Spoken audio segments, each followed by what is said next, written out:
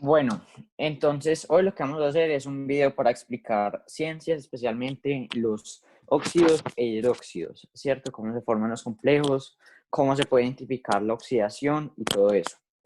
Entonces, para comenzar, vamos a hacer un ejemplo de un óxido básico, ¿cierto? Estos son una combinación entre un metal y el oxígeno.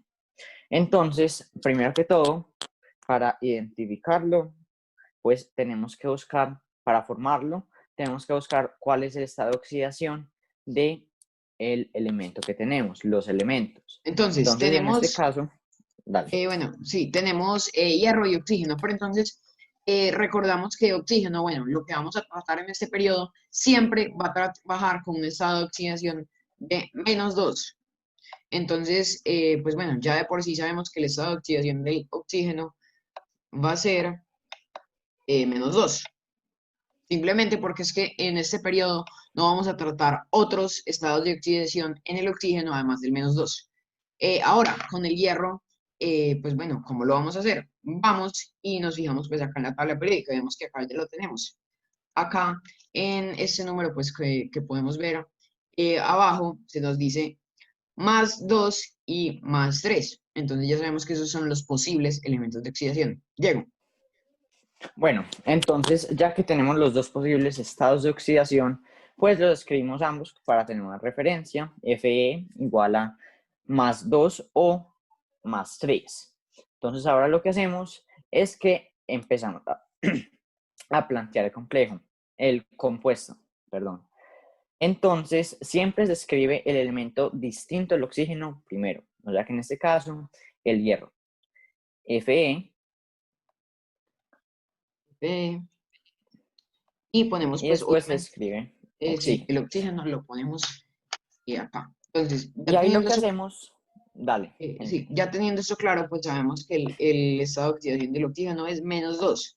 Entonces ya con eso se puede partir. Recordamos que para sacar, pues bueno, sí, para sacar los números de abajo y los estados de oxidación del hierro, entonces simplemente podemos hacer en cruz. Entonces, como acá tenemos -2, acá abajo en el hierro vamos a tener un número 2. Diego. Y pues, o sea, hay que determinar los estados de oxidación de el hierro. En este caso, podemos usar ambos, el 2 o el 3. Entonces, si usamos el 3, Eh, ¿cierto? Serían Fe2 o 3. Sí, porque recordamos que acá, pues como la ley de Cruz, no sé si se pueda llamar de esta manera, nos dice que entonces se pasan pues como los números así, en cruz. Pero también podemos aplicarlo con 2, ¿cierto?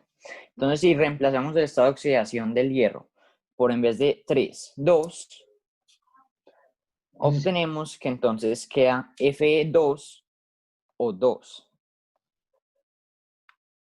bueno, acá me faltó la letra I.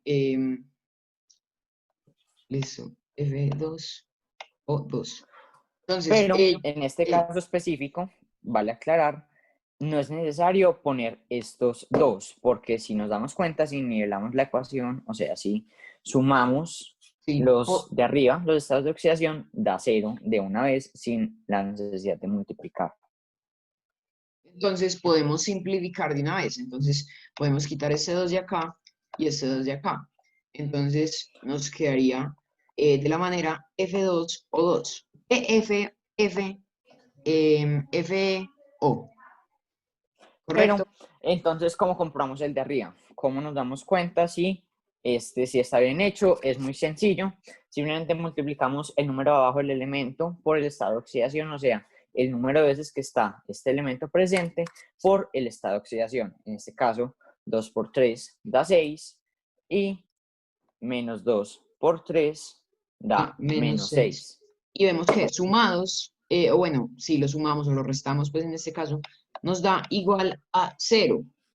Y como el resultado de eso nos da 0, sabemos que está hecho de una manera correcta. Bueno, ahora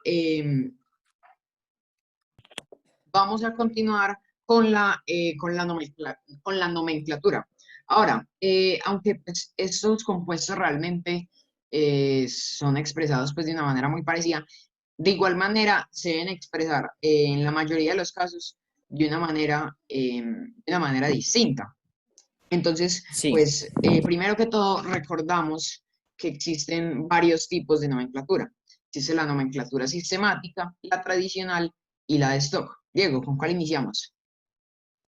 bueno, entonces iniciemos explicando la nomenclatura sistemática. Esta consta de simplemente expresar primero el número de óxido que hay, seguido del nombre sencillo de pues el elemento. Entonces, digamos que en este caso tenemos, si tomamos el ejemplo de FO, ¿cierto? Si lo expresamos el sencillo de este segundo, entonces ahí tendríamos monóxido de hierro, porque solo tenemos un óxido. Correcto. Entonces, bueno, entonces espérate un segundito. Sería monóxido de hierro. Cabe recalcar pues que esto es en la nomenclatura sistemática, porque recuerden que en cada nomenclatura es bastante distinto. Ahora, Diego, trabajemos pues en la de la izquierda. Listo. Entonces, si trabajáramos en la de la izquierda, simplemente ahí tenemos tres de oxígeno. Esto significa que sería un trióxido de hierro.